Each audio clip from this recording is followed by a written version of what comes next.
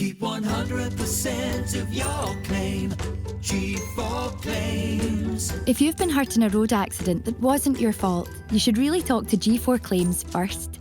Unlike road accident solicitors, we don't charge you for our services, which could see you better off. To keep 100% of your compensation, have a chat with Nicole and the team. You'll be glad you did. Search online for G4 Claims. Keep 100% of your claim. G4 Claims.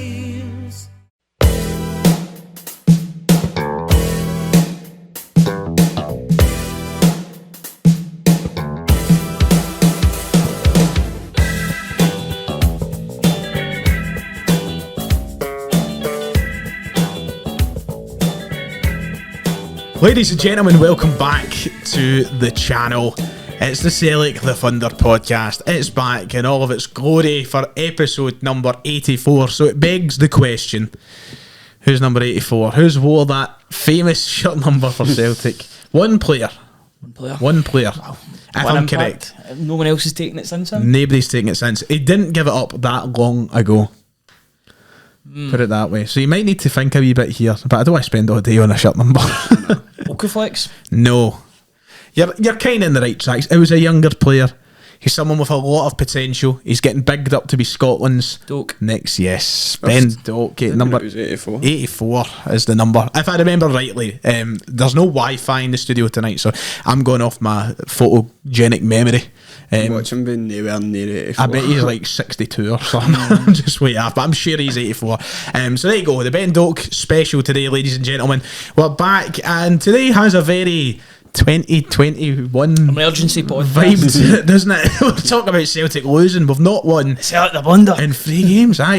Welcome back to the Celtic the wet fart. Wow, I remember it was dubbed that once. It's been a while since I've heard any of What were the crackers again? There was the Celtic the blunder, Celtic the whimper. That was one. That really caught on, didn't it? That did. I done well. Before we get into it, let me introduce my guests this evening. To my left hand side, in the middle here, we have Mr. Ryan McGinley. Ryan, how you doing? I'm doing not too bad. I've just came off of talking about Celtic to come onto a podcast to talk about Celtic. It's a gig now, mate. That's it. It's just my life revolves around Celtic. If it didn't already, to be fair, but. Yeah, wish we were in better circumstances talking about Celtic, but I'm here. You're here, you're always here. And I'm all good. And you know what annoys me now that I've sat down? I've just clocked there is a fully stocked fridge in my eyesight, and I have not taken a single drink. Kieran Alder's taking a drink. Kieran, how you doing? I know, but I can't even mind the last time I was here. It's been ages. I feel like been a busy lad. I've been on a sabbatical, man. I know, ever since the injuries held you back, the eye injury, it's like it's your career's hampered a wee bit. They just announced that they were going on a sabbatical. Spalletti, was it Spalletti at Napoli? Is he? You're doing your apparently so at the end of the Really? season. He's leaving Napoli. Wow, after winning the league. I thought you were going to talk about the mad Gary Neville clip. He's saying how instead of taking a sabbatical, he takes lots of mini retirements, but he's just talking about a weekend on holiday. I've not seen that yet. I've heard people talking about it, but I've still not seen it. But Kieran, how you doing anyway? I know too bad. Good. I mean, uni just finished up today, so third year done. Hey, 2 graduates and a near graduate at the other end of the It's table. just like a podcast. I know. These boys at uni, fine. Imagine we started just making like TikToks, like talking about like uni life, like a podcast about uni life. That'd be so shite. I know. I think uni doesn't really change it unless I think. Mate, we didn't go to uni. No. Let's be real. We did not go to uni. No, pretty much. No. we did not live the uni life in the slightest. No, because we hardly had the college life either. I know. COVID I know. So I actually went back and met you in lockdown. I've been a skiver for the last 5 years of my I've life. been getting away with it. I know. I found out that you can't get away with that forever. You need to you. work. You've had the real world smack That's you in it. the face. Right, well, we're talking about the real world. It's time to talk about Celtic in the real world, because a dose of reality has smacked us as Celtic fans over the past few games. Let's take our mind back a week or two ago. Celtic went to Ibrox. We lost 3-0 to the hands of Rangers. We're going back that far. Yeah, we had a chance to correct it. We had the chance to rewrite the wrongs at Celtic Park at the weekend past. St Mirren came to play, and we didn't. We drew 2-2. And then last night, maybe the worst of them all, as we head to Easter Road and lost 4-2 in humiliating fashion. Right, there's 2 schools of thought to this, and I'm going to just open the floor and let you go in whatever direction you want, lads. But there's a a strong amount of folk are like, we've won the league, it's fine, it's okay, no panic, stop being so critical, yada yada. And then there's the other side that it's like, these are unacceptable losses, they're concerning and it needs addressed. I'll start off at the left hand side of the table. Kieran, what's your thoughts been of the last 3 games? Where are you at?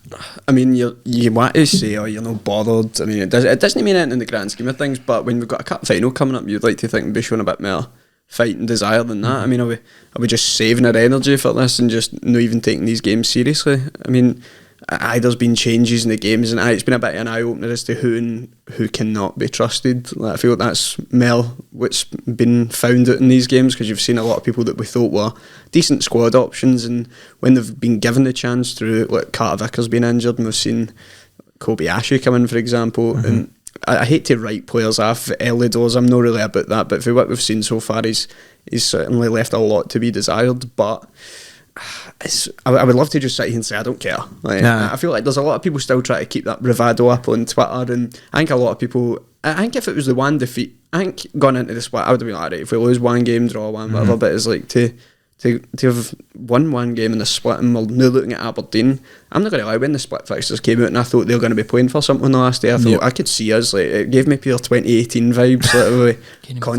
Was it McLean? Yeah, Kenny McLean. He scored 1-0 in Trophy Day, and it was, I don't know, like a bit flat. So I'm hoping to God that they can correct it ahead of the cup final, but it's annoying because you've had nobody able to fault this team all season, and then this is like it all comes in one. It's just weird because we've not had a run of form like this in the league since before we actually went that unbeaten run, like, because we lost at Livingston away last season, and that was the last defeat, wasn't it? Yep. Until the end of the season, but until St Mirren this season, and then we've saved up our defeats for the split right at the end. And I think a big part of it is obviously, you've touched on Kobayashi, and I think just defensively we've been really, really bad.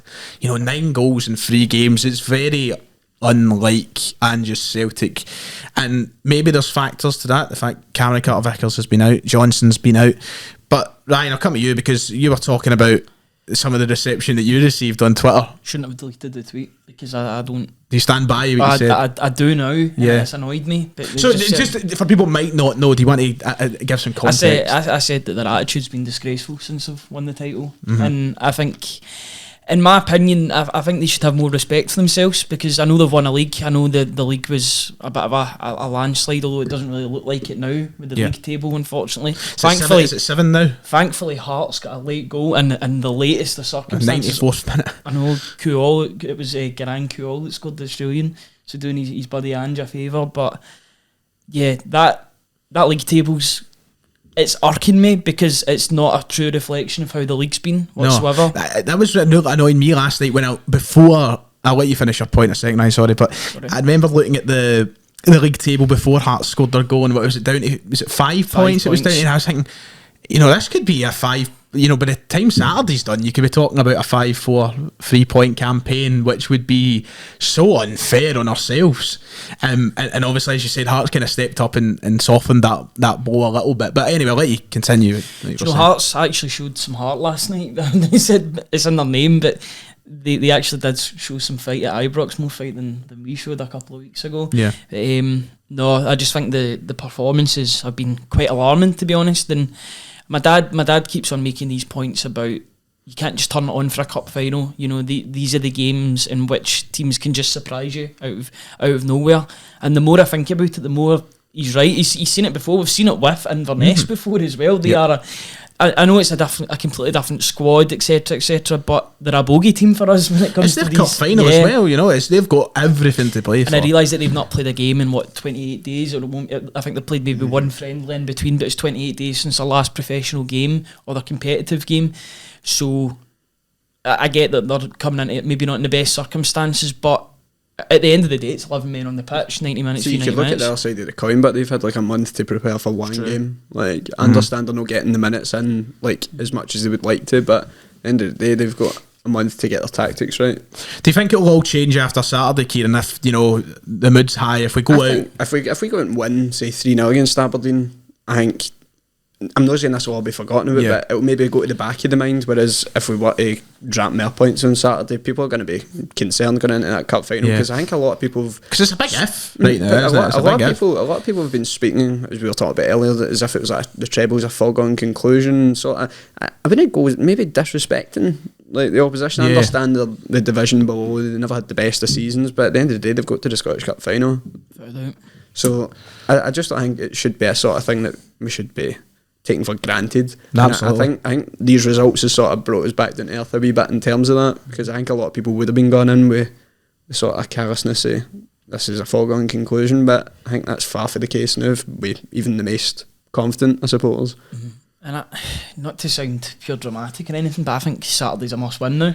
It is. No, absolutely is. There's no doubt about it. For momentum going into a cup final, if we drop anything on Saturday, now we've got a couple of things at play. Aberdeen have secured third now, so they don't really have too much to play for. Which this all sounds a wee bit embarrassing looking at this now, but you're looking at Aberdeen thinking they won't be as much of a threat as, and then but you might say that, and then they might have nothing to lose, so they might just come out and have a go at us. It could work one of two ways, but it's a must-win for us, I would say. Yeah, because I don't even think you need to look at it as black and white as momentum at the end of the day, and I think that's a good point.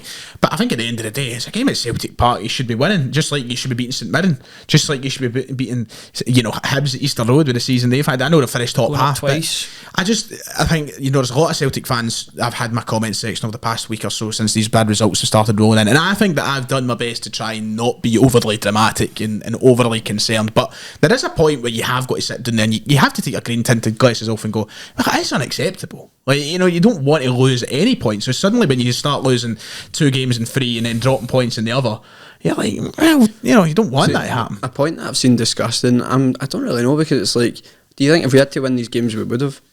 Like, do you think? Yeah, because I think it would have been a completely different. Because I think if this was like neck and neck with Rangers, I don't see us dropping the standards this much, but it's still just frustrating to see the standards drop that way. As we spoke about, in the grand scheme, I think it doesn't really mean anything, but it's annoying as a Celtic supporter, because as you said, you're expecting them to go and win, and to know even if it was like, we got beat with a wee lucky goal or something went against us, but we've been well beaten. To be honest, Mirren probably should have beat us at the weekend. I wasn't expecting us to score that goal. It was a good goal for Callum McGregor to get us back in. What is that, only second of the season? First against Aberdeen. So you look at all these games and you look at the goals we're shipping off, and they just I think their attitudes have fallen, their standards have fallen, and what makes it more frustrating for me, McGinley, because you've obviously tweeted about it, you've deleted the tweet after getting stick or whatever. I don't think you can. I think it's hard to hide away from it, because this is the same group of players. You look at McGregor coming out after the St Mirren game and saying he was really annoyed. And you look at Ange coming out and saying he was annoyed. And I'm like, well, surely they've realised that to fix it, and then they don't fix it. So then you're like, right, what is happening then? And I don't even feel like it's a case of, you've got to give credit to the other teams. They have bettered us on the day, but we have been shambolic. It's like we've not even tried. Shot ourselves in the foot as well. It's complete self-destruction. That game last night was complete self-destruction, because we went 2-1 up and then we looked as if we could score more goals. All of a sudden, we've got a player that loses discipline and gets 2 bookings and gets sent off. From then on, I knew we were going to at least drop points, if not lose the game. You just seen the way the game was flowing. You've got to say we did ride our luck in the first half as well. Scott Bain, now I know we'll probably talk about Scott Bain's performance in the second half, but Scott Bain was making saves last night that Joe Hart wasn't making.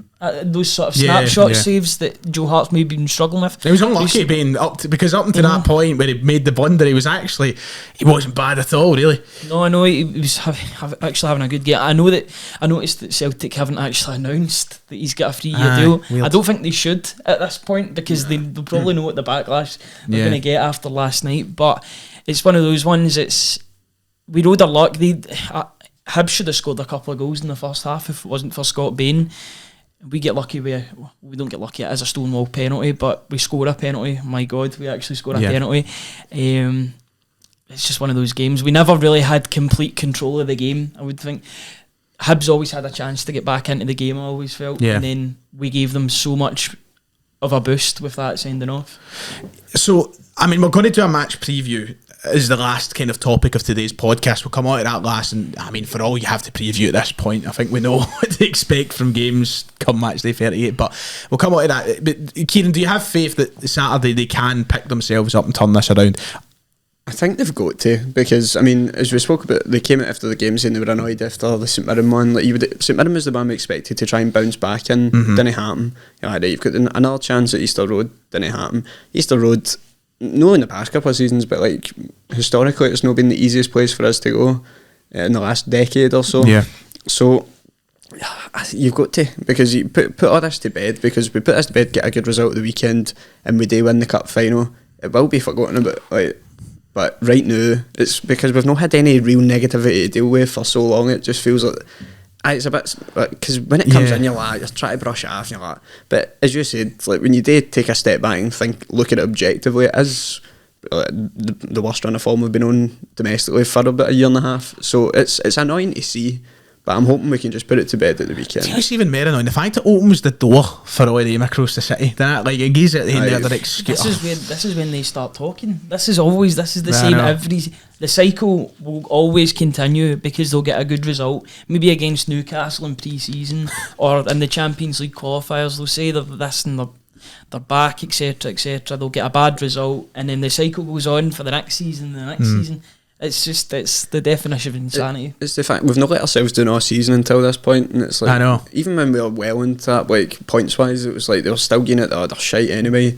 But then like we drop points and it just gives them more ammunition. You're like, just get to fuck, man. Like you want to just finish the season as strongly as possible.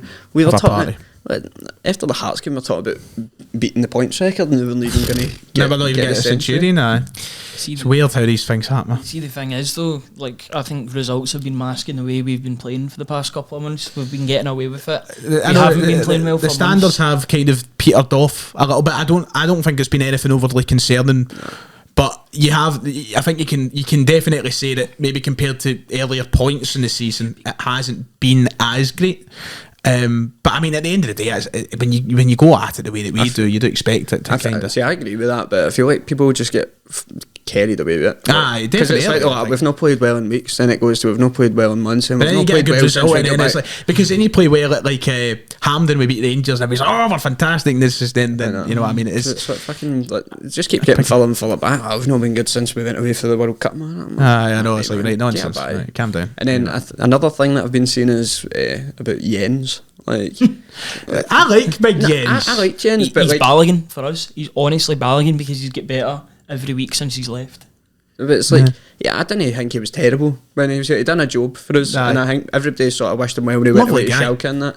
But I think because Carter Vickers has went out injured, nobody was talking about Jens then. But obviously then when the backup needs to step up, and Kobayashi, he's looked a wee bit out of these depths, and then everybody's sort of not completely revising Jens' time here, because I thought he was solid in his day. No, the best. Certainly wasn't ideal for us in the Champions League having to play him at centre back for most of the games.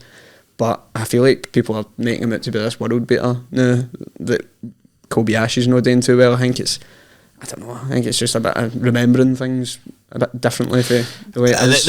It always does kind of happen, doesn't it? We always like to rewrite things. It's just a very Scottish football thing. You know, it happens on both sides of the divide anyway.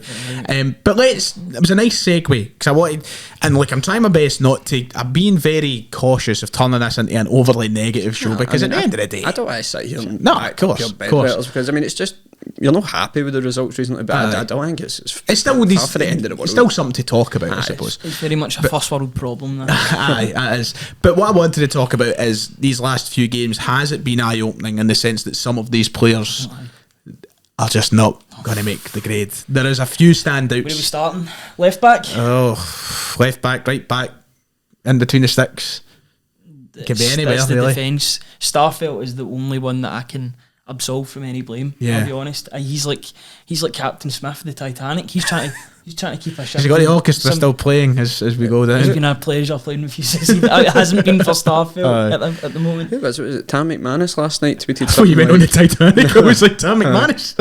What are you saying, sorry? He put up a tweet saying, like, I think it was him saying about how Starfelt without Carter Vickers like showing up. I found out. It's pish, like, he can be the one held responsible. The agenda on Starfelt is absolutely incredible. I know, because I think that Starfelt last night was trying his absolute hardest. The best player again. Trying his absolute hardest to make up for both roles, because Kobayashi was just nowhere to be seen. I think we need to underline it. He got bullied by Kevin Nisbet last He night. got He was bullied. getting absolutely ragdolled about the park by him. There's a couple of times that he just did not want. He did not want to go in a 50-50 with Kevin Nisbet. He looked I feel scared. like we've been very, and it's not just a Kobayashi thing. I feel like at the weekend and all with Curtis Main, we were bullied. You know, I He feel got like 6 shots. absolutely away. bullied in the last couple of games. It's like we've lost a bit of confidence at the back or something. Curtis Main, man, absolute brute I guess. He's a He pretty is, high guy, his isn't he? stats are scary for St Mirren, and Aye.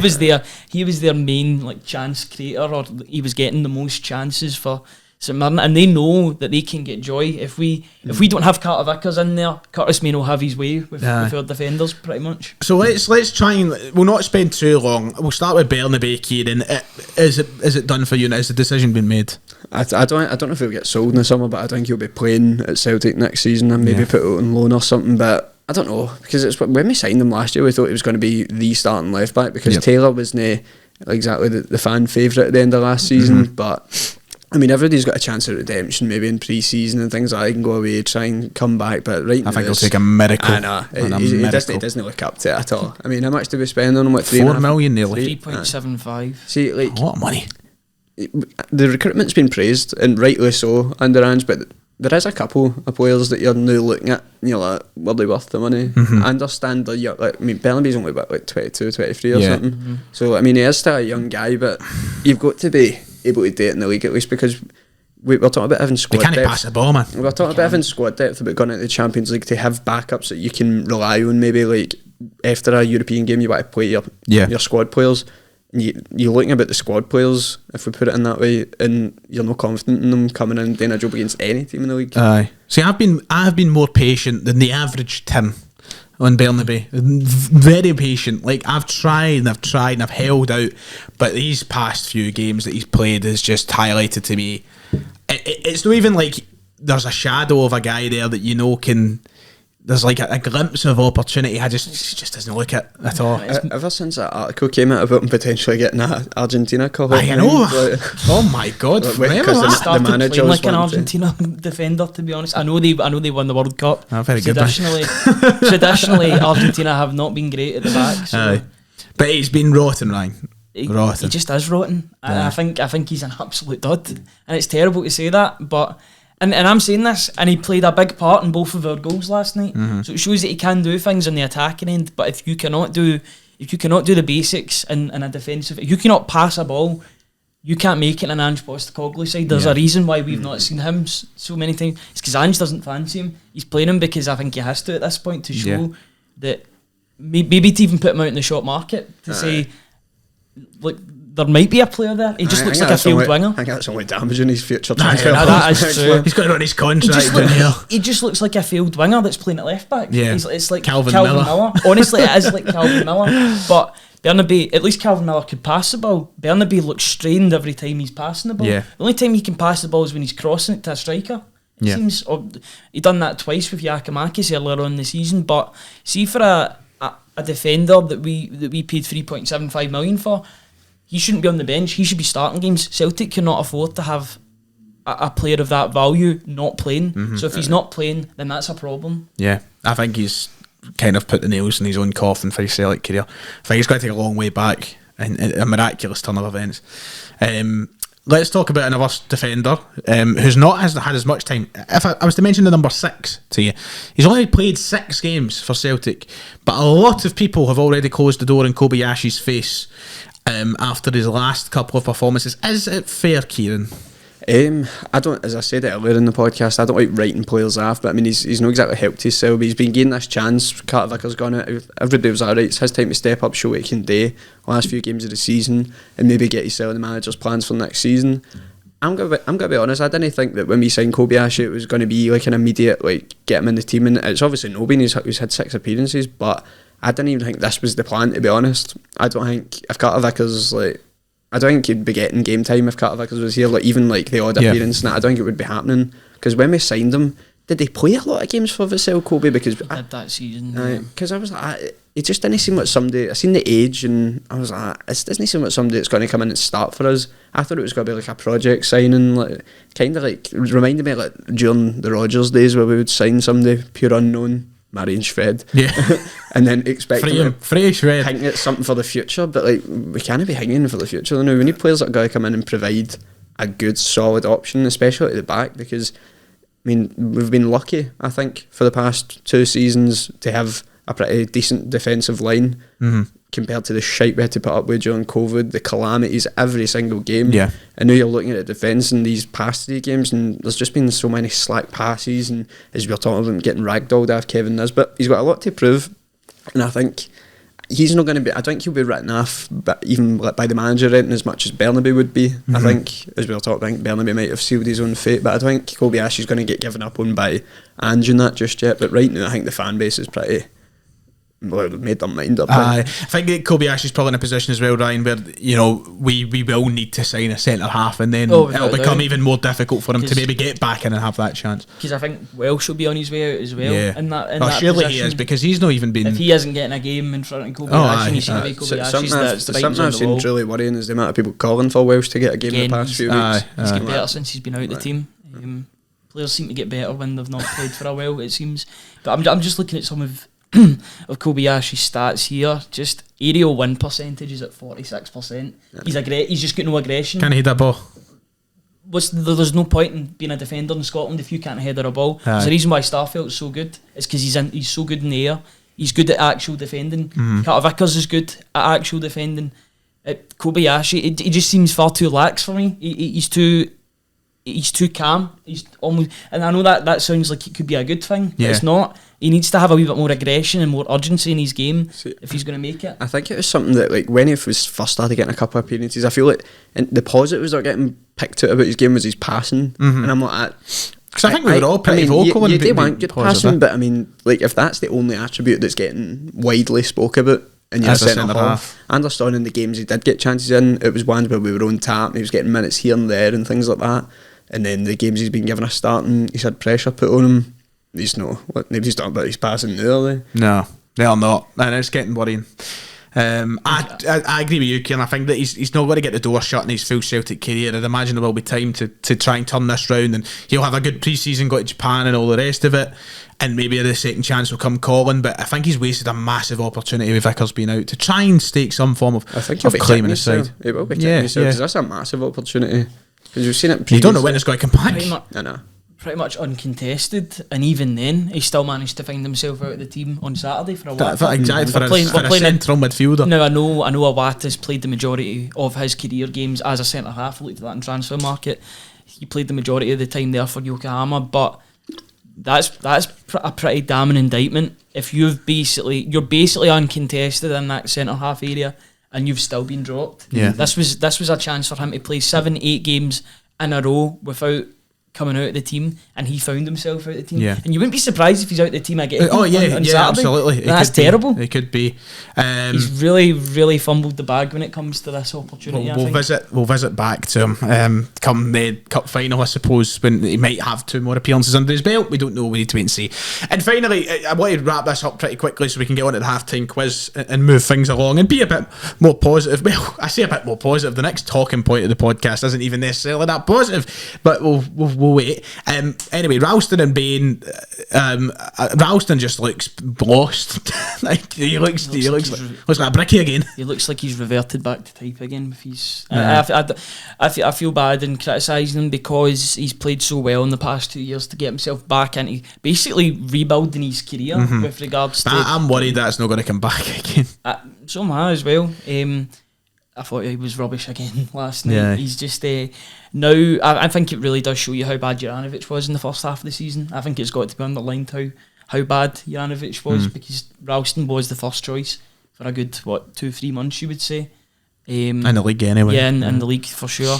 Obviously Juranovic had his eyes elsewhere. He had his eyes in the World Cup and then a move away. But Johnson's just levels above him. We're missing Johnson, aren't we, Kim?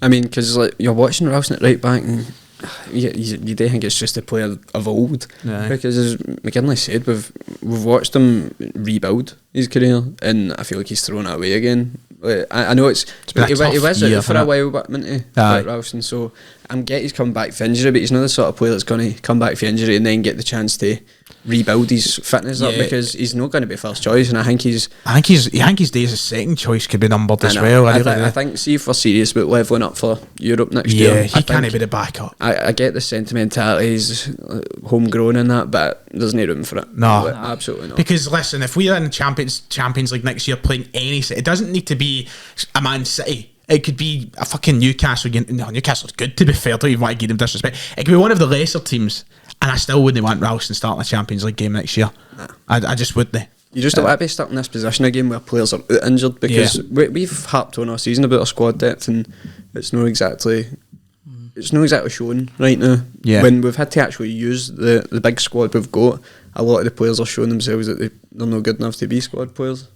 I think some players can be carried in the team, and it's fine if you make one or two changes, but you've still got the nucleus of the strongest team possible. It's when you start making 5 or 6, it's when the weaknesses really show, because there's just no cohesion in the team whatsoever. The team looks lost when there's 6, 7 changes, and as much as I'm excited to see a load of the fringe players playing at the same time, it's definitely not for the best, because we're seeing the results. The proof is in the pudding. We're getting bad results. Yeah. Right, well, I'm hoping that we don't need to be as negative before we preview the cup final. Hopefully we come on with a win against Aberdeen, and hopefully we win the treble. And then after that we'll have awards to dish out anyway, so we can be a bit more positive come then. So, yeah, if you don't like us being negative, tough titty. It's being realistic, there's a difference. Yeah. Do you know what, I like that. I'm going to name the podcast. It's not a negative podcast, it's a realistic podcast. Right, it's time for the half-time quiz. Hey, we're happy to know today we've got Ryan gave us Craig McGinley and Kieran Altay. It's the one where I give wee clues and you can guess, but yeah, you know what one it has been out, right? So today we have got Kieran making us another cracker of a quiz. And this one, I feel like one of you has got to get it. It's just a matter of who gets it first. Remember, I reveal a clue at a time, and if you get it wrong, you're out for the next clue. You're frozen out. This isn't the co-op quiz. This is not the co-op quiz. You are against each other. So are you ready?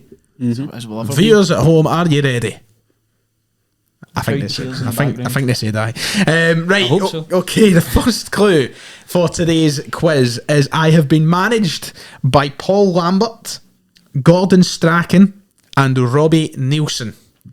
So I've been managed by Paul Lambert, Gordon Strachan and Robbie Nielsen. Feel free to do your thinking out loud, but that's if you want to give your competitor a clue. Interesting. So Robbie Nielsen's Hearts, but he's also MK Dons as well. Look at that, he's doing his thinking out loud. Kieran, you're just keeping it to yourself then. Nah, I'm just doing my work in my head. Good. There's not a lot of work going on. Sharon's caring for me. So next one. You've got your next clue, okay. Yeah. I have played with Virgil van Dijk, Akechi Anya and Stephen Fletcher. So, I have been managed by Paul Lambert. Charlie Mulgrew. No. Oh, I'm out. So you're frozen out. Kieran can take the next. No, just for the next clue. Okay. So Kieran, you can guess if you like, or you can just go to the next clue and just get because you're the only one that can guess anyway. Aye. So you want the next clue? Aye, go for the next clue. There you go. Right, okay. So despite only being 29, you're right off with Chico. Way off. Despite only being 29, I have played for half of the teams in the current Scottish Premiership during my career. He's played for half of the teams in our league right now. Only 29. So I'll go for the start. Take a think. Don't need to rush, remember. Mm-hmm. I've been managed by Paul Lambert, Gordon Strachan and Robbie Nielsen. I have played with Virgil van Dijk, Akechi Anya and Stephen Fletcher, and despite only being 29, I have played for half of the teams in the current Scottish Premiership during my career. God, that's a corker, isn't it? I know, this is solid. So if you guess and you get it wrong, you're frozen and Ryan comes back in for the next clue, or you can stay in the game and pass on to the next clue, but Ryan would be back in. Either way, I'm coming back in. Yeah, I'll let him bring him back in. Oh, you're bringing him back in for the next clue. I've not got a guess to give. Oh wow, that's a good one. I thought that clue they gave you, to be honest. Wait. Half the next clue's got to come. Okay. Right, okay. The next clue is I have played all 3 European competitions with 3 separate Scottish clubs. Wow. Gary Mackay-Steven. No. Ryan's frozen out again. It's got to be something. And there's still one more clue after this. So Kieran, you could take all 5 clues and give it a go if you like. Or if you want, you can guess that now. Because it's got to be somebody at Hearts if they've played in all 3 European competitions. Aye. So, but I think he's not played at half of the teams. The person I was thinking in my head there. I could just bring him back in. I'm in the Bring hang him of back. fairness. You can't bring him back in. I He's can, frozen I know. out. Aye, that's what I was saying. He's frozen out. Aye, but if There's you one get, there clue. you would need to give a You- thingy. So You need to give an basically, answer. you get to give an answer. With impunity, yeah. And he can't say anything about it. You get to give an answer with this last clue. But if you get it wrong, you're still right. in because it's like open, Sure. open field. Right, okay. The last clue is my most iconic moment happened when I was an 18-year-old teenager who took his place in Celtic folklore. I was going to say Tony Watt. Tony Watt, No, but I was going to say it about hey. 2 clues ago, but I was like, I don't want to get frozen. Well done. It's Tony Watt. 'Cause It is Tony Watt. when you said half the Premiership Yeah. teams, that's what I was Uh-huh. thinking. Aye. But then I was wondering about, like, Well, are you ready? Are you ready Hearts, for your ideas? Hearts, There you Madden. go. I want to do it. I tell you, well, Hearts, St Madden, right Dundee position. United. Yep, Motherwell. Motherwell. Motherwell, yeah. Celtic. Did I say Hearts? No, you said Hearts. Because I remember him missing St a big Johnstone. chance. Right, anyway, right, so well done, Kieran. It was. Tony Watt, I'll run through all the clues and all the people related. So he was managed by Paul Lambert at Blackburn Rovers. Blackburn. He was managed by Gordon Strachan in the Scotland national team, and Robbie Nielsen at Hearts, of course. Players, he played with Virgil van Dijk at Celtic. Akechi Anya, Scotland, obviously, and Stephen Fletcher Dundee at United. Dundee United, correct. He's played for Celtic, Motherwell, Dundee United, St Mirren, Hearts and St Johnstone. That's the teams he's played for. And in regards to the competitions, the European competitions, played with Celtic in the Champions League, Motherwell in the Europa League, and Dundee United in the Conference League. Aye, so there you were all thinking Hearts, you were all being cocky. No, Dundee United in the qualifiers. And then obviously the last clue, 2-1 against Dundee, Barcelona in November of 2012. So there you go, I am Tony Watt. Ryan, you gutted, son. Coat Bridge boy too as well. So Aye, you've let your team down, went to the mate. same school as me. Let your team down, did he? What school was that again? St Andrews. Oh, we went to St Andrews as well. We just went there. We did, but we didn't a different in the St Andrews. A different St Andrews. Shout out Jerry Lyons. Right, let's move on to something that could be a fad, it could be out of the news in a matter of days, or it could be a sad reality that we might have to accept. But enough about Philip Schofield. Well done. Do you miss him? I don't. Alison Hammond for the win. Do you like Alison? I do. Who's everybody's favourite British TV host / personality? that's an easy one for me. Steve Mulhern. Is it? Is it actually? He's an I like amalgamation of catchphrase. Van Dijk put together. Do you like him? He's funny. He's good Really? in catchers, isn't he? He's not right. He's a bit. I don't He's like not him. Roy Walker, but Is that who's that? He's the old guy that done catchphrase. All right. Who's your favourite? Graham Norton. Oh, that's a good answer. he's That's one of a the- good one of the answer. greats. Would you do Graham Norton? What? Would you do Graham Norton? Would I do Graham Would Norton? you do Graham Norton? I'd dig Graham Norton in a second. That was a really sinister laugh. Shut up. He was great on that Eurovision the other week. He's always good at Eurovision, I think. I don't watch Eurovision, but I always see the highlight packages of him on Eurovision. I don't know who my favourite would be. Bradley Walsh. Bradley Walsh is alright. That's merely alright. He's good. I like Bradley Walsh. Richard Osman. Yeah. Good names in your move.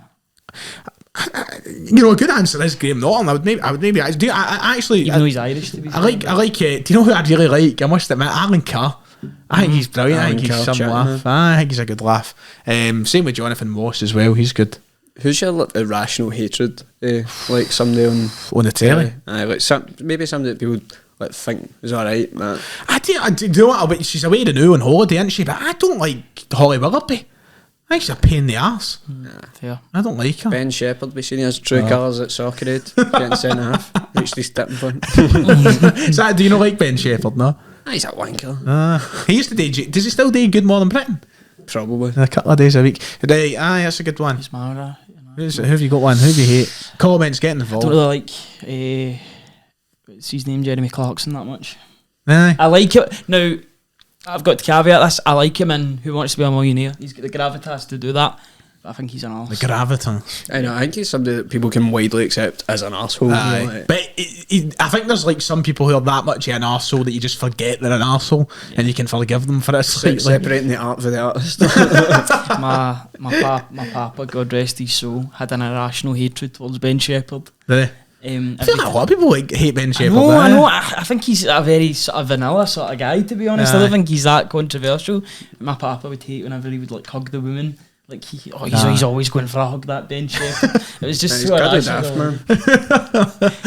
He's probably a nice guy at heart. Aye, well, there we go. There's a national hate. If any, we'll be halfway through a conversation. I'll pipe up with some daft name at the top of my head. Fine.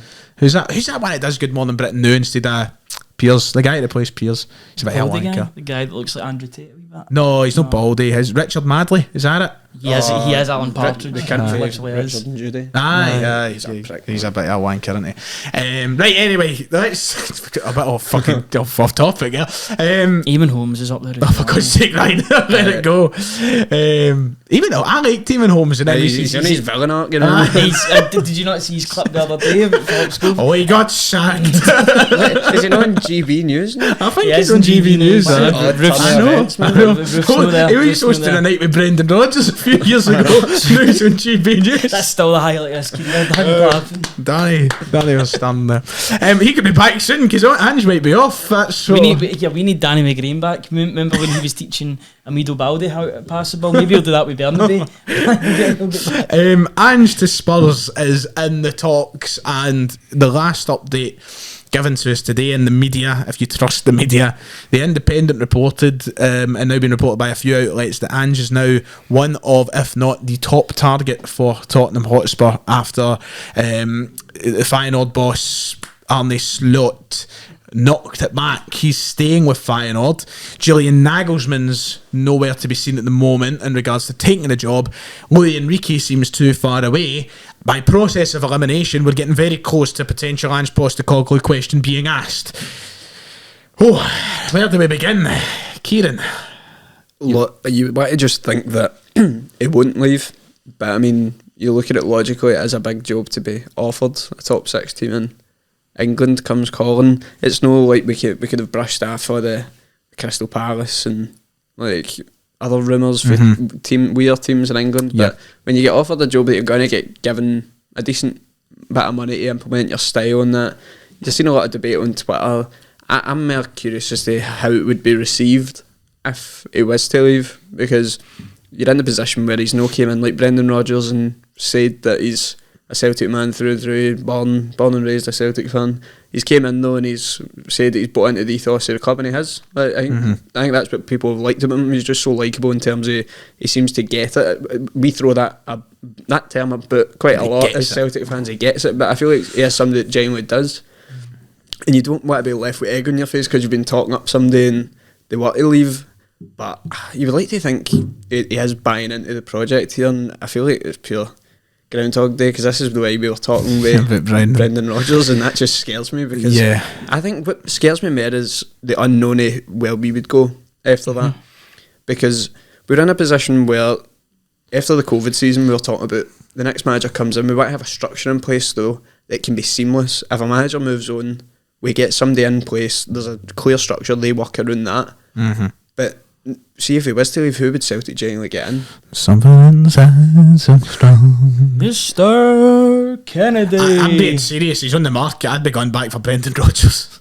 That's what I'd be How going. do you think that would go then? I think it would. Well, there'd be people. There'd be detractors, but it would suit both parties. I'm telling you, if he won that first Derby game, they'd be getting a toss that he left all the years ago. I'm tell you that right now. I'm very much still in the anti-Brendan Rodgers camp. I've not came round to him yet. I love him. But I can guarantee you I'd be one of the arseholes that came round to him after like 3 games if we started playing well. Cracking. Brings back Big Musa. You want a free agent? Running it back, signing Sham. Right, let's just hope. Oh, brilliant. Rio, goodbye. Sham in Rio. It's Olivier's time. Exactly. On his day. Sham's still got, what's it called, the training gear, mind. So. He's still got a few days left. He's got, on his day. And Sham turned up in his training gear. I don't know if you'd want me, but he's developed an Northern Irish accent. Don't know if you want me, Brendan, but your accent. Ange though. Listen, it's one of those ones, and we spoke about this very briefly in the car coming here, Kieran. I'm almost certain in my soul that he's not going to leave, right? I'm almost certain. I feel like he's going to stay. I feel like it's just destined to be at least one more year, right?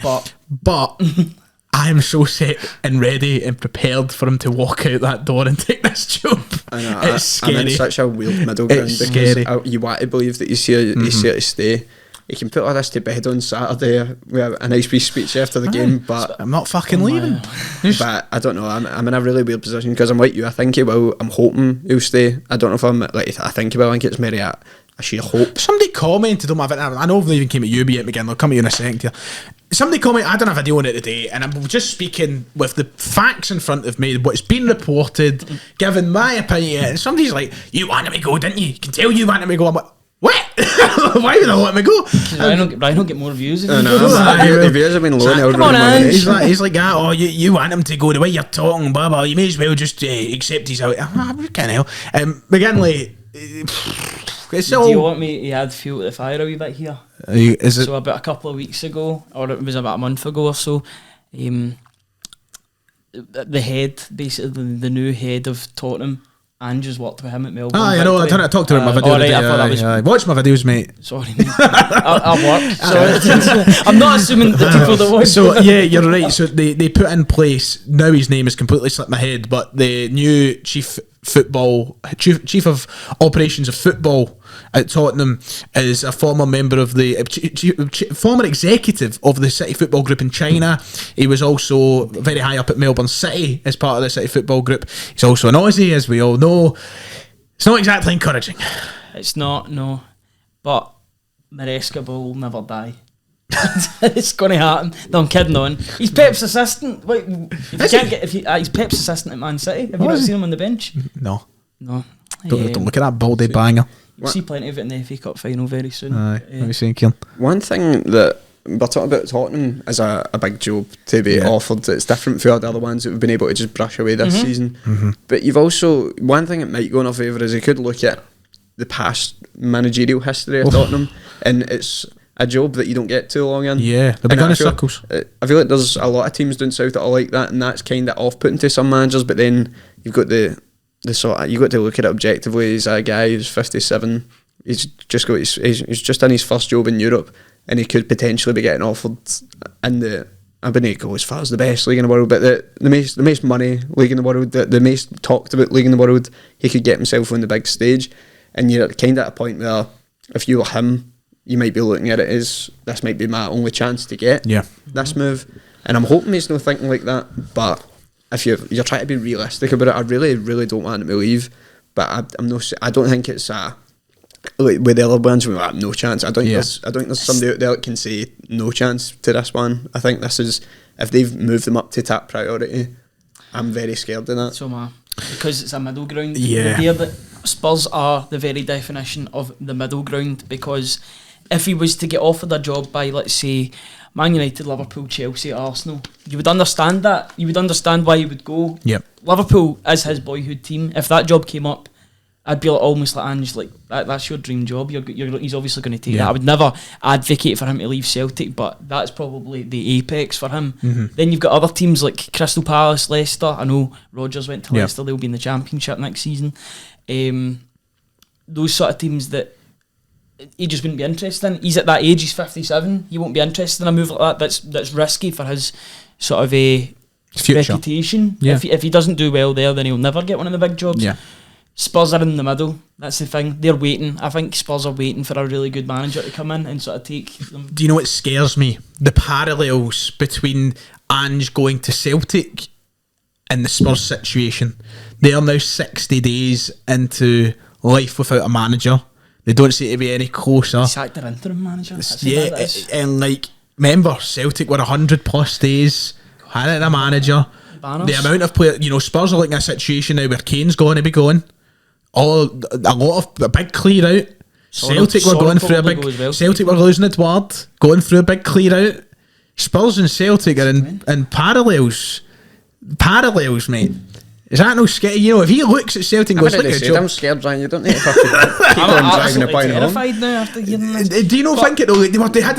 I watched Sky Sports News 24/7. Couldn't even spell his name on Twitter, by the way. Sky Sports. Oh, really? I had it on in the background today, as I always do. I have it on just constantly in case anything big happens. And I had a guy for a Spurs podcast on, and he was getting interviewed, and we're like, "Oh, what's it been like the last couple of months?" And he just was talking, and I was like, "I was getting a checkbook out." I was like, "Oh, we said that in episode number 7. We said that in episode number 14. We said that." The parallels are crazy right now, and obviously Spurs. The only difference is Spurs aren't a team who challenge for league titles every year. We know that, but they're a club that want to be there and have invested a hell of a lot of fucking money to try and be there. Stadium in the And league if as they well. look at what Ange Postecoglou done at 1 year at Celtic, they'll be thinking to themselves, "What can he do at 1 year at Spurs?" Because even if it's not challenging for a league title, if he can get them back into top 4, that's a massive result straight away. I still think there's probably quite a lot of snobbery about people down south about him taking a job back. I imagine. I don't know if Spurs fans are now at the point where they would want Ange as manager, but I feel like if this was a name that got put as top priority 60 days ago, as you're saying, when he got sacked, I think they would all be like, fuck this. But no, they'll probably talk themselves into it, sort of thing, and realise that he is a good manager. So it's like there's another scary parallel there, because like, remember all the rumours that Ange was like 7th choice, and like we were going for first it was, you know, Benitez, and then it was yada yada yada yada. Like, it's having with Spurs, isn't it? I really hope he just comes out and rubbishes this, because see, thinking back to the podcast we done talking about who could be the next Celtic manager, and I really don't want to go through that anytime soon again, because it's such a horrible transitional period to be in. And I feel like, I don't mean to, Celtic, we've done well, the board have backed Ange and that pretty well, but I'm just meaning in terms of the way we were talking before, that we wanted there to be a structure in place for a new manager to come in seamlessly, and it's not going to be too much of a change up. I feel like that's not going to be the case, like, because not right now. No, I just don't see how, if he was to leave, I don't see how we instantly pick up where we left off. I just feel like somebody else is going to come in with a different style of play. It's going to take a different wee while. direction. Like, it's not something I want. We've been building. It feels like we've been building towards something with Ange. And I know we said that with Rodgers as well, and I feel like we're not there yet. And I'm hoping Ange, as is true to his words about buying into the club, the ethos of the club, saying it fits him perfectly. He's got, what was it he said in a press conference? That you'll be surprised at how long I'll be here. Well, if he leaves. Well, I told you you'd be surprised. I think that Ange, he's so strong in the makeup of Celtic, of the way Celtic have been over the past 2 years.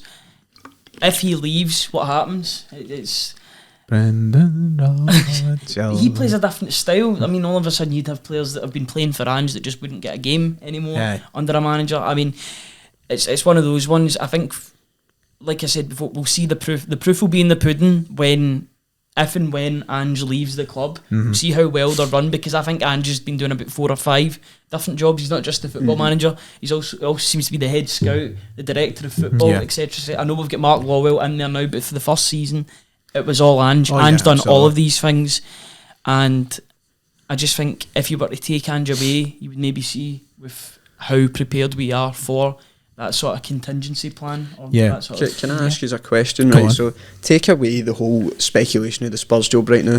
Go back maybe a month or something. I turn around and say to you, realistically, how long is Ange going to be here for?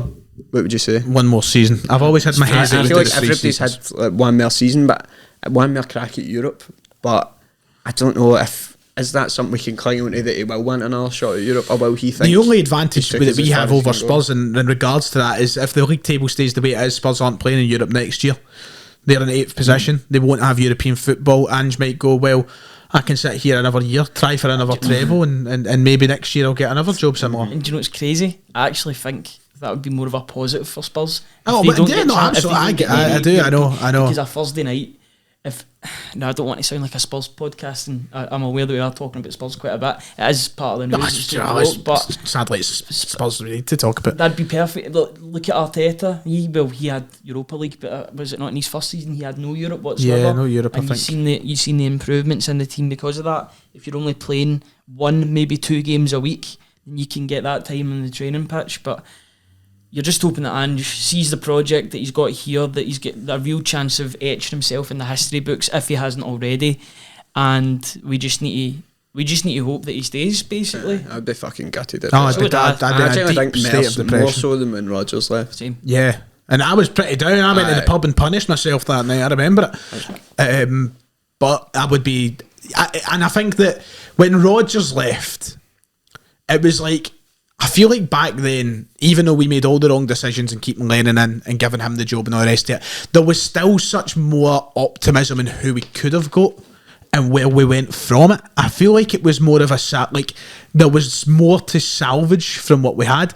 And I'm not saying that this team, you can't, it's a fantastic team, but it's Ange's team. And I'm like, right, who comes in and takes because that I feel forward? like with Rodgers, one of the criticisms was that we never backed him enough. Yeah. And to be fair, we never got him Aye. a few players, but you've seen the amount of duds we signed and that. Whereas we've been really good with recruitment for the most part with Ange. Yep. We've brought in players that he wants. We've listened to what the manager wants for a change, and we've built, as you said, his squad. So a new manager comes in, that shakes up things completely. But as I said, hopefully we're just talking pure hypotheticals here, Yeah. and he can come out and rubbish it. And Yeah. the meeting with Dermot Desmond was for a contract. The ideal situation is Nagelsmann gets what he wants. He's given the Spurs job. Dermot Desmond puts pen to paper with Ange, and it's all over. Maybe this is just what we need. We need this sort of interest to be concrete, and then Dermot Desmond can suddenly be interested in Celtic Football Club again and sign up Ange to a long-term deal. I know how the rolling contract works. He's basically guaranteed. He's guaranteed a year's salary from that day, basically, or for any day. He's still got another year. But for me, for job security, to make him feel extra valued, I would be giving him a long-term deal. Yeah, I'd be giving him Ange just came out and said it doesn't mean anything to him. He doesn't care, but I think that deep means down, something to me. I think I him to think be alright. well, but if we were to get him on a long term deal, it's very Rodgers-esque in terms of we got him on a 4-year deal. Aye, and look, we made bank. we made money off it. If we're talking realistically that he probably would leave after a third season, which I think a lot of people probably couldn't. If he takes us as far as he can in Europe and that, like, I think a lot of people couldn't really be too mad at that. I think people would be a lot more aggrieved if he was to leave the now. I understand it would be the end of the season and that, and you would have the summer, but it just doesn't feel done. It feels like you can't help. We spoke about a project with Rodgers and that, but it feels so much more different this time. It does. Well, we'll follow the story closely, and hopefully it'll be rubbish in no time. It might be rubbish before this podcast even comes out. I know, tomorrow. who knows? But And you can just have a laugh at this. Aye, I know, you could be laughing at our panic, really. I mean, I wouldn't even say I'm panicked. I'm just very... I'm like, I can acknowledge that there is a possibility. Like, I'm not going to sit and pretend that there's no, because there it's is. for the first time since Andrews came in that there's been a realistic team out there that we could see him actually looking at and thinking, I would maybe take that. Half the Premier League's been linked to him this season. Brighton, fucking Palace, fucking Southampton. Every team that's sacked a manager this season, Ange's name has been brought up with it, and we've laughed it off, rightly so. But this is different, and that's fact. I also think you've got to take it as a positive, because his appointment was laughed at by a lot of sections of the media when Celtic appointed him. Now he's getting linked with almost every job in the Premier League. I think that shows you that Celtic have done well with their recruitment and getting this. Maybe they were lucky in getting Ange, but that's going over old ground, I would say. They done well to scout Ange and get him in. It's just where would we go after that, but I think we're better off not talking about it. Yeah, we'll have another until it day. actually Let's cross happens. that bridge when we come. Right, Twitter question time. So McGinley, you can. He's hosting it this week because I've got no Wi-Fi. Until McGinley gets the tweets up, I'll come to the thought of the week from Kieran. Any thoughts? Thought of the week. Any thoughts? Anything at all in life? You've enjoyed the new Greg's Mexican chicken pita Mexican flatbreads? chicken flatbread. Aye. Lowest calorie option out of the Mexican chicken things. Out of the range. It's an extensive Mexican chicken range they've got now as well. You've got the oval bite, wrap, baguette, flatbread. Cracking range. And no, what annoys me more is they've made a vegan Mexican chicken bake without an actual normal Mexican chicken bake. That would be cracking. I think it would still be good, but Aye. I'm like, why not have an actual... Aye, I might try the vegan one though, because I tell you, the vegan sausage roll is better than the it normal is. sausage roll. So it's probably quite nice. Greg sausage rolls are shite. Nah, they're rotten. Right, okay, it's time. I've been. Remember Asda had sausage rolls? They were unreal. Did they not still have sausage rolls? I mean, they do, but they used to have like a hot deli. Oh, the deli counter's just gone for every supermarket now. They just put it away. I've got to say, gone but never forgotten, the chicken nuggets that you would get at Tesco. They were rancid. Did you like them? Absolutely loved They them. were I don't know if it was just fucking because mad. every time I got to take my break, it was like they'd been sitting there for hours. And Maybe. I was generally just eating bread. And there wasn't. It It was just the chicken had disintegrated with it. I was just taking big dusty bites, man. Dusty bites. Big dusty roads. Right, okay, Twitter questions are here. Ryan McGinley's hosting. Take it away. Cal, who's a usual commenter, says Legend. run it back. I think he was talking about Yes, I've seen this earlier actually. talking about doing a goal. What goal do you think we should get? So he's to Cal doing? recreate a goal from this season, but he said excluding The the first two Derby league. games. Oh, Ryan, blood me, he was right here. So excluding the first two Derby games. What goals? What goals is it? My head's mush. Kyogo against St Mirren, the chip over the goalkeeper. Go for it. Kyogo against St Mirren. Chip. Make it happen, Cal. Make it happen. He done the last one was crying. I rewatched it today. I've not seen it since he done it. It's the first time I've seen it in a while, and just reminded me he's got a better left peg than half of the population could dream of. Probably fantastic. I think it was his I left think- peg. I can't remember if it was the left or right now. I don't know.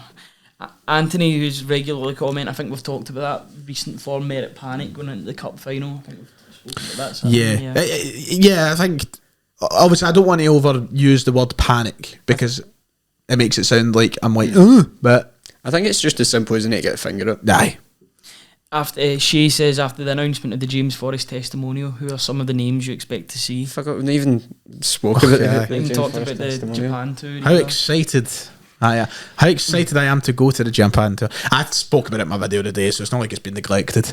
Who do we expect to see in the Forest testimonial? James Forrest, hopefully. I mean, Well, He'll be on the bench, man. I wouldn't start him. doesn't matter actually. see that? See, remember we done the video about who should stay and who should go. There's not even a point for doing James Forrest because if he goes, then all the marketing of this one club player. If he goes somewhere Yeah. else, unless he retires, Our which I homegrown don't- hero. Yeah, homegrown hero, homegrown for the Champions League hero. Yes. That's the criteria. The quota. Throw it in it. I'm not gonna use the legend word. I'll use he was a good servant. He's a good servant for the club. An Probably icon. was a legend. An icon. Icon. That's a better word. Tell you what, I wish they played the testimonial in Bilbao.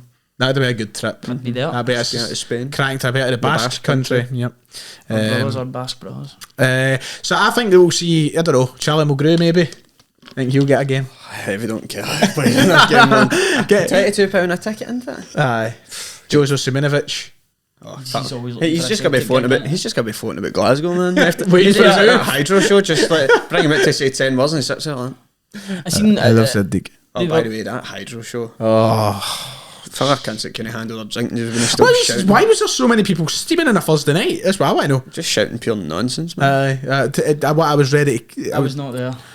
you're lucky. Lucky. Actually, it did ruin it a bit. It did. It proper ruined it. It I ruined won't my be- I enjoyment. won't be Yeah. going back to anything like that, to be honest. I really enjoyed the Larson, Sutton and Hartson one. I went to that with Callum McKenzie a while ago. Rest in peace, Callum McKenzie, former member of the podcast for all 4 episodes or something. But I went with him to that, and it was a cracking night. Brilliant, no annoyance, nothing. Brilliant, and that proper ruined my enjoyment the other night. And I feel bad because obviously Brown, it was kind of his send off, Lustig's send off. The hosts were doing a reasonably good job as well, and it was just a They're lot having to of shush the crowd every 2 roasters, seconds, man. Roasters, you know. But anyway. Wouldn't have happened under Eamon Holmes' watch. No, Eamon Holmes would never allow that. You wouldn't have allowed that. No. Any woke behaviour. Right, next question. Slim Mbappe says, if you don't want Mbappe against Ralston next season, do you? Oh no. If you were stuck on a remote island for 6 months, what 2 Celtic and Rangers players would you choose to join you? And Rangers players. Yeah. You take Morelos because he'd be buoyant in the water. Be a good like hog, you know, like roast them. But You know what I mean? that episode of The Simpsons, Aye, Lord of the Flies. Lord of the Flies, aye. Like that would be, you know. Yeah. You're shunning McGinley. It's just Right, you need food. Plenty of beef on the bone there. an innocent man. Is he? Mm. And is he an innocent man? I don't know. Aye. He was fighting with Stephen Naismith last night. Was he? Or he was Yeah, sure. in a verbal sort of. He's off, isn't he? His way. I've so. heard that Stephen Naismith and Ange Postecoglou are pals now. Really? Yeah, I heard this rumour. Apparently, it's just a rumour, so I don't know if it's true or not. But Ange Postecoglou asked for his number and that after the Hearts game. Texting. Texting, aye. You up? You up, Naisy? I'm not taking. I can't think of any Rangers. Why I don't want I any take? Rangers players. Aye, who's fucking. Don't know. Go for the Celtic players then. Yeah. For 6 months. 6 months. Choose Joe Hart. Oh no, aye, I'm always taking Hart. You want somebody with some survival instinct? Like, you don't want somebody. Starfield strikes me as somebody who's got survival instinct. Same. He's got like the Nordic sort of like Viking-ish, you know. Hey, build that boat. He's also been working with 3 planks of wood next to him as well, so he's pretty good with that. I'm going for Heart and Starfield. There's my two. I don't know. I'd go for Starfield and Carter Vickers. The two Cool. of them together. Fine. That team. You can't go for any of the Japanese boys because it would just be lonely 6 months. You know, like, try to teach them English. I I've got my two. Kieran, hurry up, finish up. 2 players. Jota and Starfield. Nice. Like okay, it. we've got to take Starfield. It's a real. We need to contact. Starfield's our boy. We want to. I'm going to contact the media department and go. I want to send Carol Starfield the deserted island award. Like we all want to be stuck Desert around island with them. Right, next one. Go. No, just quickly before we go on, did you see the picture of the guy that met Starfield's? Oh, that's been wholesome, man. I just love Starfield. That's wholesome. I love the Starfield. I just I love. don't know them. but I love the them. Swedes. I love Swedish people. I've always loved Sweden. You just love Zara Larsson. I I didn't do. like. I do love. I didn't Sam. like them in Stockholm Airport, and they charged me like £4 for a bottle of water. It's an airport though, isn't it? It's airport It's prices. just 2 mile long as well. The walk for coming off one of the planes and going to the I other know. one. It's, technically, I have touched Swedish soil. We got member. I've been on Swedish soil. Fucking Baltic, man. It was cold. I had the lads question. I think we'll probably go into a separate podcast with that if we win the treble. How many players we need to get rid of? How many players we need Yeah, to that'll be a sign bit. to Yeah, improve. yeah. We'll I think talk. that's a good summer sort of topic. Because we'll need stuff for the summer. So Once thanks, we gauge Adam. who actually leaves the club and Yeah. who... He also asked me privately a question about Ron's quality snacks, but it's very explicit, and I don't think I should ask it. But Probably don't then. it was. I'll let you know When you after say the show. something like, when you say something like that though, I feel like it needs to be disclosed, but we'll wait till after. Yeah, the I'll wait show. till after the show. I could pure go a Boston belly buster deluxe, man. Well, that was involved in the question. Let me just say, would you do a certain favour to Ron Oh my Christ. for a belly busting Boston Ron? belly When you buster? give him fucking money You for don't it? know Ron. You don't know Ron. You're at it. Ron, who? Aye, it's Ron for Ron's quality snacks here. here. East Kilbride. We're going to do that. You're taking the mickey. I don't know what this A is. New We've got York 20 sweet chili We're sub. going to do one of our New York subs today. We do 22 different kinds of subs that aren't on our menu.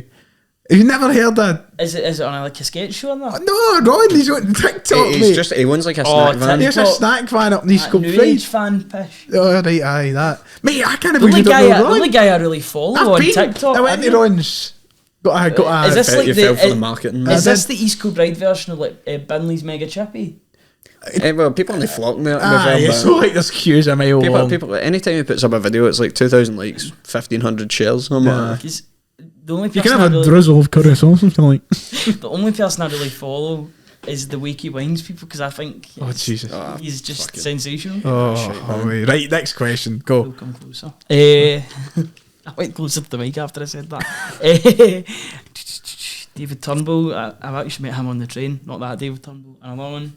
Do you think we will respond with a result on Saturday? 2 thoughts on salt and chili chips. Salt and chili chips. Decent. I've got quite a point to make about salt and chili chips, actually. Oh, here we Not go. again. I was drawn in by the battered salt and chili chips, you know, how the big fuckers. Oh, like, yes. I remember being blown away by them at first, but now I think it's just the sheer novelty of them is worn off. Feel like And they're I prefer just a good sickly. normal chip that's seasoned well in the salt and chili stuff. Yes. You don't need all that batter hanging about for or the excess pish. I mean. That sounds too much. And plus, it fills you up as well because you always try and eat your chips first and then get on to the main event, you know. Agreed. Well, unless it's a McDonald's, because I have the main event first with a McDonald's. But your chips will go cold. Nah. Well, I've seen, Sorry, sir, that is I've absolutely seen you exact. eat. Nothing goes cold on that fucking plate. I'm quite the class eater, I must say. Burger King chips are up there. Fuck off. Get your Burger King I had a pish. Burger King Since the last time. I beat her. Probably the last time. I think they only exist in service stations, to be honest. Service stations in airports. There's one at Scenics. There's one at Sucky Hall Street. There's one in One at the Coatbridge as Ford's- well. one at the I know, Ford's I retail know, I park. know. It's just a Your generalisation. your What's your theory- favourite service station? Gretna's a classic, innit? Everybody talks at Gretna. Is that a welcome break one? Yes, it is. The one we went into, like, What, when we Bienvenuto? left Stansted. Yeah. There's one that I always seem to stop at just outside Manchesterish area. It's the one with the big bridge. And That's it the goes best one. It's got That's the like Marks North and Korea, South Korea. Spencers. Aye. Yes. It's got the Martin, the Costa Cough. Maybe went at the Costa, Kieran. Cinema. Is that not the Leeds? No. We did go to the Costa and Leeds though as well. But there's one just outside Manchester and it's like a bridge. There's two sides to it. The Burger King's there at one side. We went to the Burger King on the way back from Leipzig. That one. That's one of the best ones. That's good. He's googling this. He's chatting. Was that after Leipzig? I thought that was after Leverkusen. What is We've been There to it is. That's the one. Oh, That's Lancaster. That's the one. Lancaster I don't know if you services. can see it. That's the king.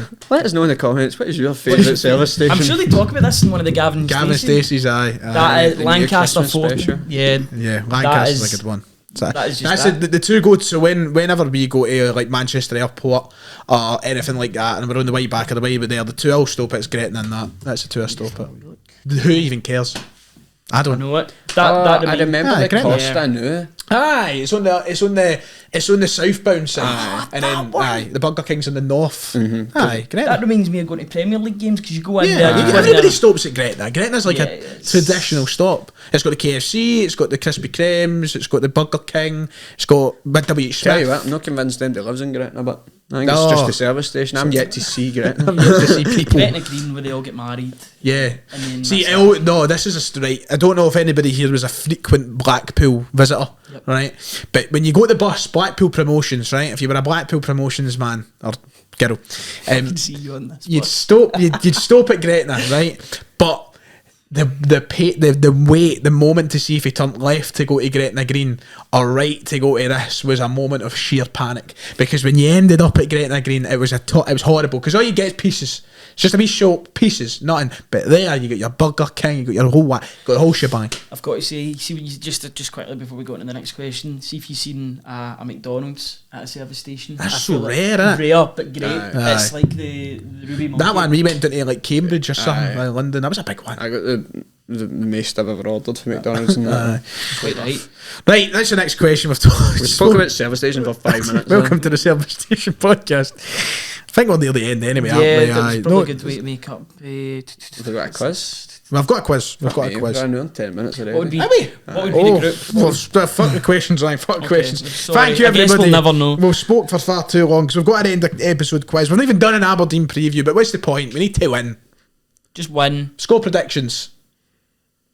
2-0 Celtic. 2-0. 2-1 Celtic. 2-1 Celtic. I'm just trying to be a bit I'm more going to go positive. for 3-1 Celtic. So am I with 2-1. I just want a clean sheet, man. Right, are we ready? Are you ready, kids? Oh, wow. Aye, Captain.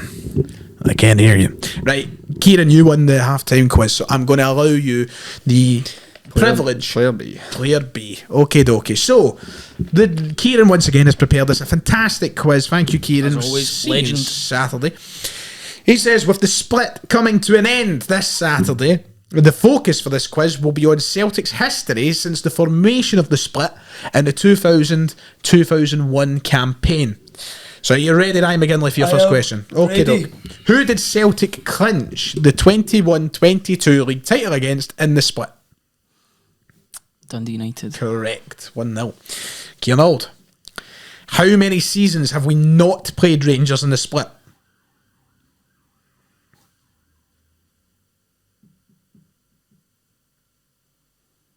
4. Correct. The 4 seasons that they weren't in the top Take flight it, man. of Scottish football. Question 2, Ryan McGinley. Celtic clinched the league in the split for the very first time in 2002 with a 5-1 home destruction of which team? 5-1. Yes. Look at how. Hibs. Incorrect. Kieran, do you know? I was going to say Hibs as well. Livingston is the correct answer. Themselves. So that when they were in like the cup final as well. I think so. Player B. So that's you, Kieran. Question 2. How many times since the introduction of the split has the league went to the final day of the season? How many helicopter Sundays have we had since the split? 4. So close. No. I was going to go for 2. 5. 5, wow. 5. 2003, 2005, 2008, 2009 and 2011. 2009 was such a pure deflating one. Yeah. I remember we played Hearts at home, didn't we? No, last game of the Honking. season. Honking. Stratton's last game. Yeah. Right, Ryan, to try and take the lead again. Equalise, is it not? No, because Kieran just got one right. I got one wrong as well. But he got one right, and you got one right. Okay. So it's one each. Okay. You sure? Aye. I'm Right. not. Player 8. How many goals did Celtic score in last season's split? I don't know. Oh God.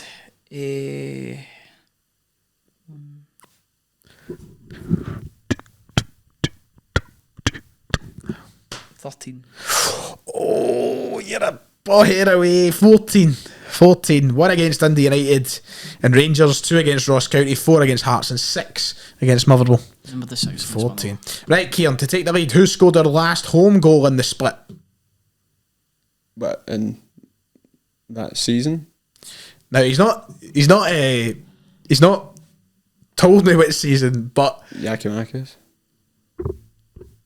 no, because this season. Oh, it was Cal McGregor. Well, you didn't even give Kieran the chance to answer there, Ryan. He's not saying this season. He just Because you're right after the back split. asking about last I season. know. And then, He just said who scored the last home goal in the split. I've only fucking played one. Do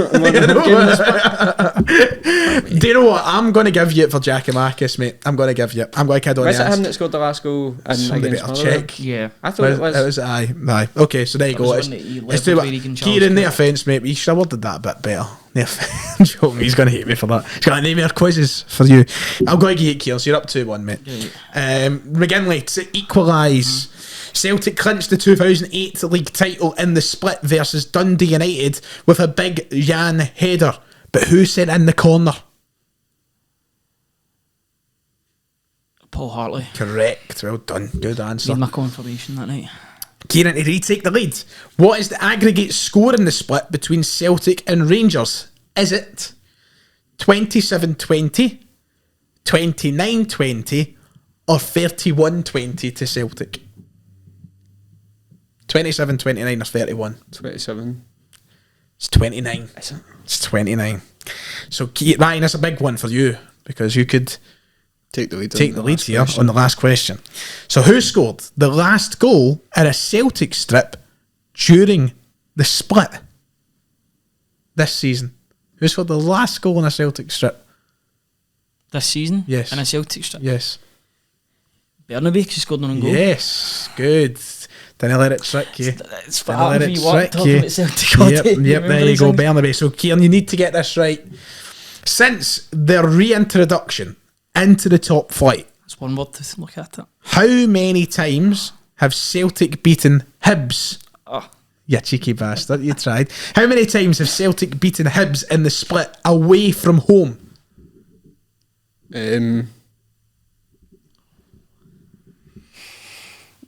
None. Correct. None. We've lost 2-1, lost 4-2, and drew 0-0 twice.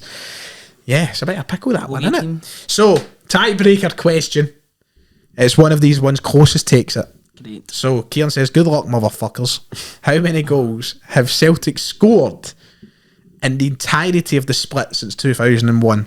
As he went and looked this up. So, to give some form of guidance, there has been 109 games played. So, in 109 games, how many goals have we scored? Kieran Auld. 230. Okay. 351. One is significantly closer than the other. The correct answer is 250 goals. So, well done, Kieran Auld, for a double win today in the quizzes. Getting smashed today. McGinley's raging. You can see his face. Well done. And that's us for the in-game league season. We'll hopefully be back next week. Football's the winner. We don't look at the league table. Yes, of course, Please of course. don't. Right, going to wrap up because we've been on for ages. Bye.